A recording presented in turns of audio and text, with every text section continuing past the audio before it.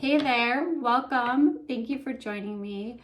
My name is Wendy Irene, and this reading today is for Scorpio. So if you have Scorpio in your chart, Sun, Moon, Rising, Venus, or North Node, or if you have a Scorpio in your life that you're hoping to gain a greater understanding of what may be going on with them energetically.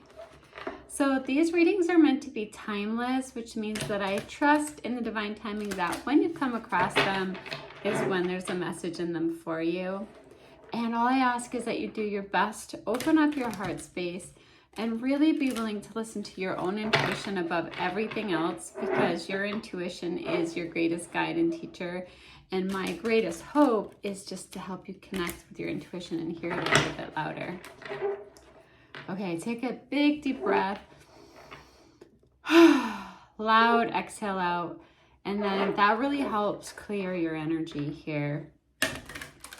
So I'm going to pull a bunch of cards at once, and then we'll go through them. But before we get started, I just want to say thank you so much for being here with me. It's such an honor to do these readings. Thank you for the likes. Thank you for the shares, for the comments, for subscribing. It means so much to me. Okay. What are the highest messages for Scorpio?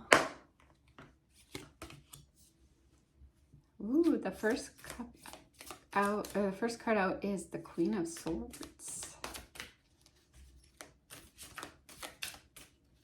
So Scorpio, I really am wanting to pull all the cards together and then go through them so that I can see the energy of them combined today. So we have the Leap of Faith, or the Fool card in the traditional deck.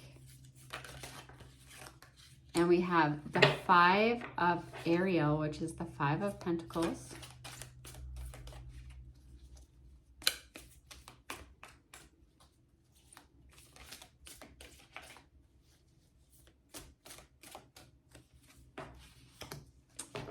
The Ten of Swords.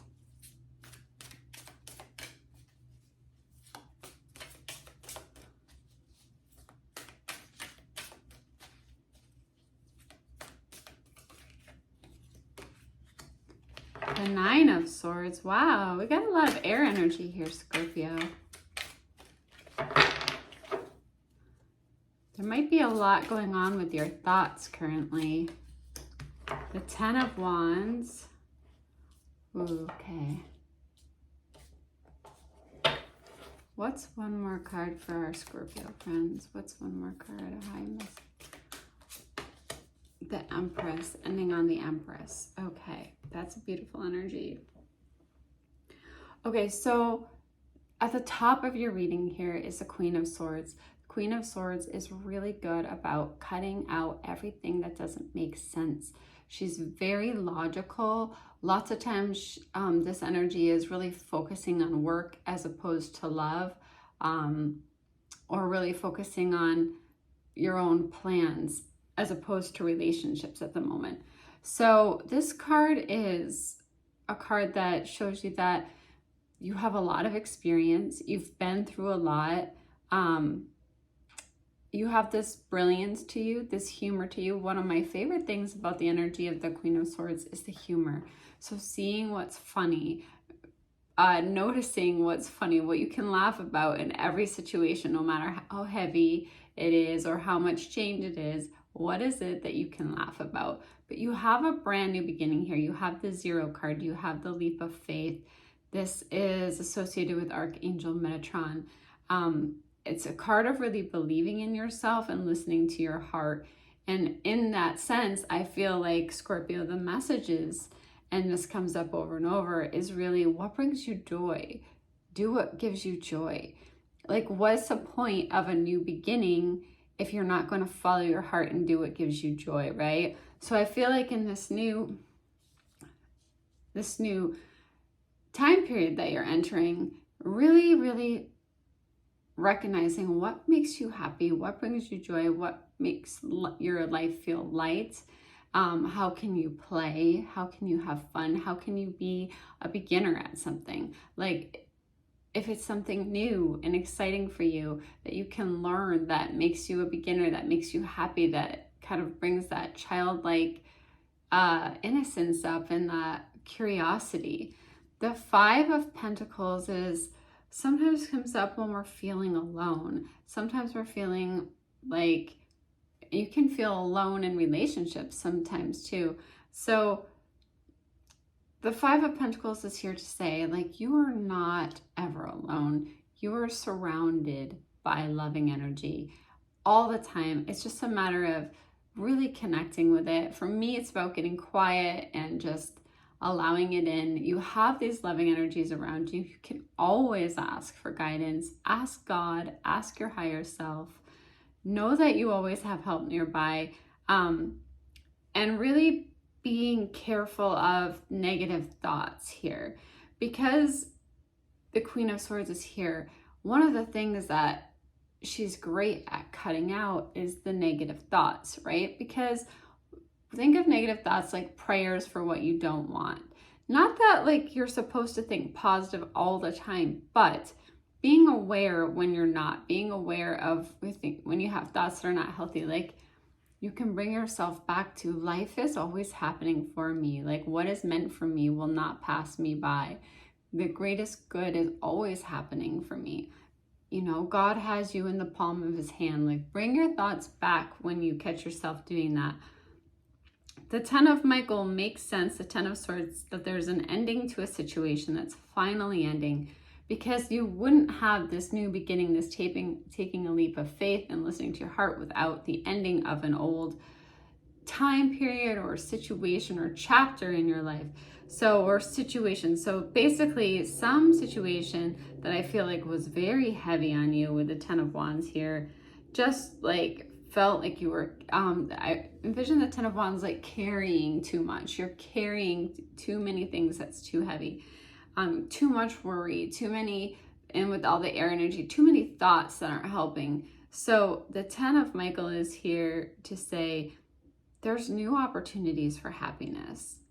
That's what's going to follow this new beginning. New opportunities for happiness. Put the past behind you. Release it. Let it go with the Queen of Swords. Cut out the reoccurring loops of thoughts from the past. Put it behind you.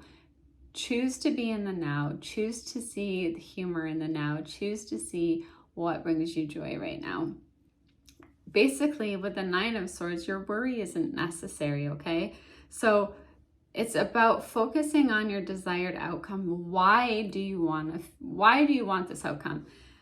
It's about the feeling. How do you want to feel? Do you want to feel appreciated? Do you want to feel loved? Do you want to feel nurtured? Do you want to feel joyful? Do you want to feel laughter? Like, what is it that you actually want to feel? Let that be the guidance. Let the universe work out the details. Give your worry to God. Give your worry to your soul, to your higher self. Let the universe recycle that energy, that worry, or the overthinking.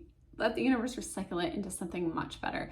So you can just envision like pretty much like a tornado of energy, okay? Going and it picking up any negative energy or any negative thoughts, and it like just sucking it into the tornado, and then allowing it to like basically go out the window up into heaven, to the light, to be recycled and to be renewed. And let all of that go, including the past, and bring yourself to joy right now.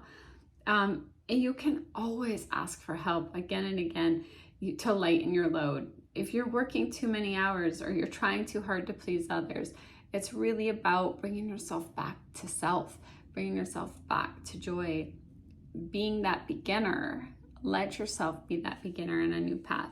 Then you're completing this reading with the Empress, where basically your creativity, Scorpio, is rewarded. The Empress is luxurious and abundant and financially abundant, and she has created this beautiful life around herself, and that's what you're ending on. So you can let go of all the worries and the thoughts and the past hurts. You can really slice them out with the swords, all the swords energy that's here. Act upon your plans, okay? If you feel inspired to act, then act upon them. It's very different than when you're forcing yourself to act. So if you're feeling inspired by something, inspired to act, if something's lighting you up, if it's bringing you excitement and joy inside, act upon that and your creativity will be rewarded. Thank you so much for joining me, Scorpio. I am sending you all my love and light and wishing you the very best. I'll see you again soon.